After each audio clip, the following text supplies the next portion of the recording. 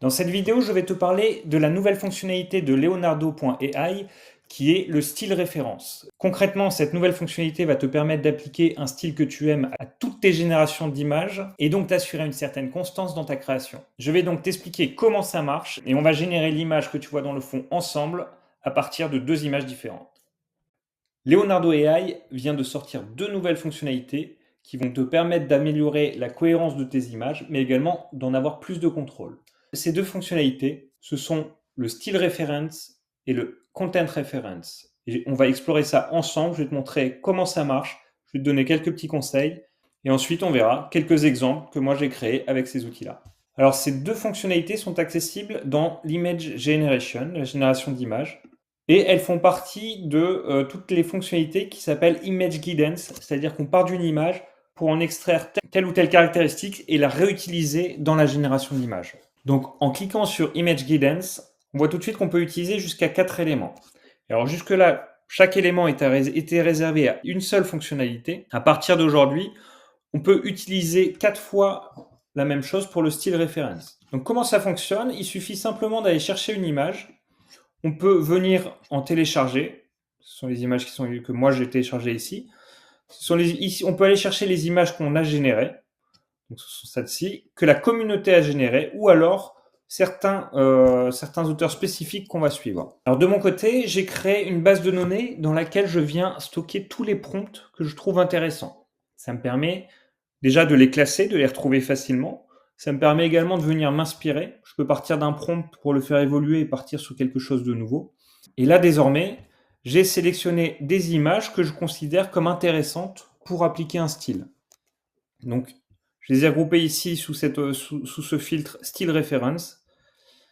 Et donc, on a par exemple celle-ci, qui peut être intéressante.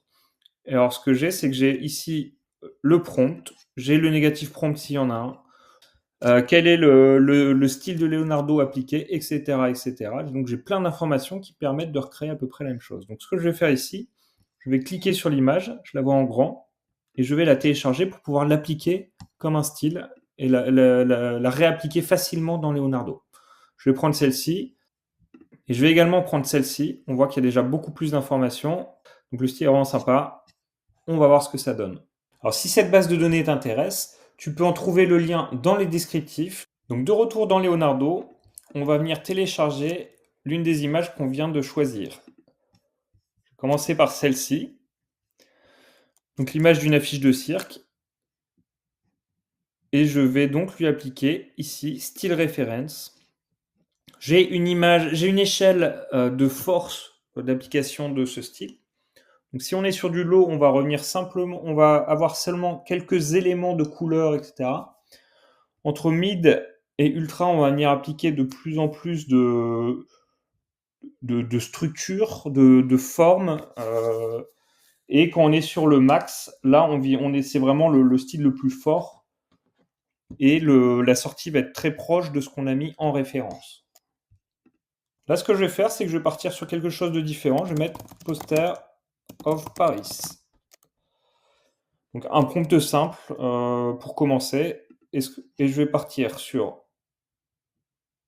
du low, du high et du max. Également important de savoir, ce style reference fonctionne uniquement avec les modèles XL. Donc c'est ceux qu'on voit ici, sont en général ce sont les plus récents et c'est ceux qui vous seront proposés le plus haut dans le choix des modèles. Donc voilà le premier, on est sur le low. Donc on retrouve Paris, on retrouve les couleurs, le ton un peu jaune de l'affiche, etc. Le rouge. Bon, la qualité est pas terrible, je sais pas pourquoi il rajoute des petits éléments sur le. En fait, je pense que l'affiche est un peu vieillie et du coup, il sort une image un petit peu vieillie de la Tour Eiffel.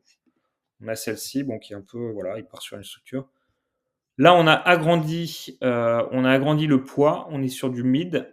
Et alors celle-là, je la trouve vraiment chouette parce que justement, c'est un peu ce que je cherchais. On est sur le format d'une affiche. Donc là, on retrouve les mêmes éléments de design que sur l'affiche, des courbes, des traits très simples, pas beaucoup de détails. Par contre, effectivement ce côté un peu usé. Des éléments dans le ciel, ici c'est un avion. Hop. Alors celle-là est pas mal aussi. Fenêtre ouverte sur la tour Eiffel. Bon, voilà. Et là, on est sur la plus forte. Alors c'est marrant parce qu'on retrouve des architectures un peu cirque, voire URSS, qu'on avait sur la fiche de départ. Je lui ai dit un poster, donc on est déjà sur quelque chose d'assez proche. On peut partir aussi sur un truc complètement différent. On va lui mettre un robot steampunk style. Donc on parle pas d'affiche, on parle pas de ville, on parle pas d'endroit, on parle d'un robot. Avec steampunk, donc c'est-à-dire un futuriste et 18e, 19e révolution industrielle. Alors voilà le style. Alors j'étais resté sur le high. Donc là on est sur un robot et vous voyez, je trouve ça vraiment chouette le rendu. Ce qu'on va faire, c'est qu'on va partir plutôt sur du. On était au maximum, là on part sur le high.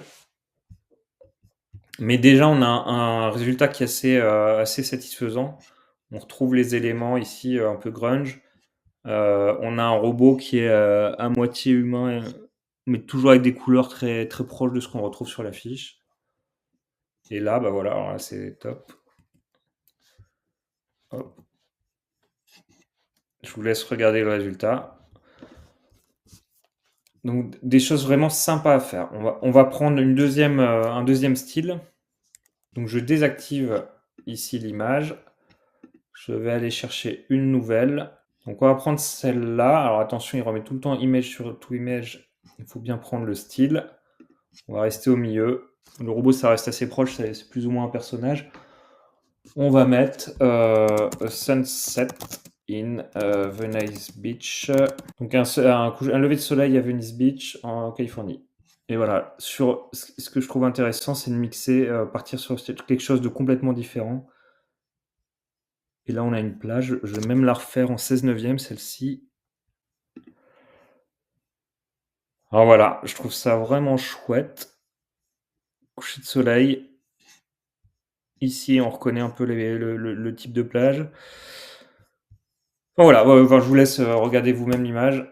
Donc, premier usage du style. On peut mixer plusieurs styles différents. Moi, je trouve ça fait des rendus vraiment très sympas. Honnêtement, je vais vous le montrer. On va faire ici du mid avec celui-là. On va reprendre cet élément-là. Donc on le met en style référence et on reprend du mid. Voilà, ils vont appliquer automatiquement la même force. Et on va rester sur le soleil. Alors on va mettre du low et on va rester sur le soleil en Californie. Donc voilà l'image. Bah, le rendu est chouette. Alors là, ça a repris sur toutes les couleurs. Partir sur du mid ou non du high. Voilà, la photo est très jolie. Hein, moi, j'aime beaucoup. Je pense que si on fait du upscale là-dessus, ça a rendu vraiment sympa. Maintenant, on retrouve finalement ni le style. Enfin, on a du mal à identifier les deux styles. Donc c'est là où je trouve qu'on perd du contrôle. Et voilà la deuxième, pareil, elle est très très chouette. Si on analyse bien, on retrouve un peu on retrouve les couleurs de l'affiche de cirque. On retrouve du côté un peu grunge également. Je vais vous montrer un autre usage qu'on peut avoir de la référence de style. Je vais mettre sur du Leonardo Lightning. J'ai plutôt envie d'un rendu photo. Et alors on va créer ce qu'on appelle du color grading en photo ou en cinéma. Alors je bascule sur Photoshop pour vous expliquer un petit peu le principe du LUT, voir comment ça marche. Donc là j'ai repris la photo qu'on a générée ensemble et je vais venir ici appliquer un calque supplémentaire avec une courbe de transfert de dégradé et je change ici la superposition qui est en lumière tamisée. Et là voilà, on me propose donc plusieurs dégradés possibles et on voit que ça a un impact directement sur la photo. Donc par exemple, je peux tester avec ça. Et là je vais vous montrer celui que j'ai utilisé, qu'on va utiliser après sur la photo. On va utiliser celui-ci. Et voilà. Et alors, ça donne une teinte. Donc là c'est la photo naturelle. Là, c'est la photo avec le filtre. Donc voilà ce qu'on appelle le color grading. Et concrètement, ça permet, quand on a des images un petit peu différentes, de venir toujours appliquer le même style. Et là, on voit que la photo, il y a une espèce d'atmosphère assez sympa. rien qu'avec ce petit dégradé qu'on ajoute en plus. J'efface les anciennes images et là je vais venir appliquer ce qu'on voit ici, c'est-à-dire des dégradés de couleurs. Alors je vous explique tout de suite comment ça marche.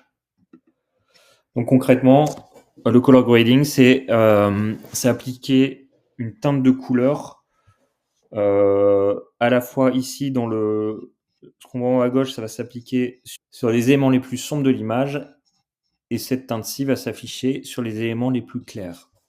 Donc je mets photoshoot d'une jolie fille de 20 ans. Hop. Donc je mets photoshoot d'une jeune fille de 20 ans. Donc voilà l'image. Et en fait, on retrouve les deux éléments de couleur que je vous indiquais. En fait, on le voit très bien ici, en fait. Ici, sur les éléments les plus clairs, on a bien le jaune et une teinte un peu plus bleue sur les éléments sombres. Alors, dans la base de données, je vais également ajouter les différents luttes. Donc, ce sont ces réglages de couleurs qui vont permettre d'appliquer des styles colorés à chacune des images. Donc, si on résume, Leonardo a sorti une super fonctionnalité qui te permet de garder un style bien propre à toi ou d'appliquer n'importe quel style d'image que tu aimes à tes propres créations. Si la vidéo t'a plu, je t'invite à la liker, à la commenter. Je t'invite également à t'abonner à la chaîne et je te dis à bientôt pour suivre toutes les nouveautés de Leonardo et de l'IA générative en général.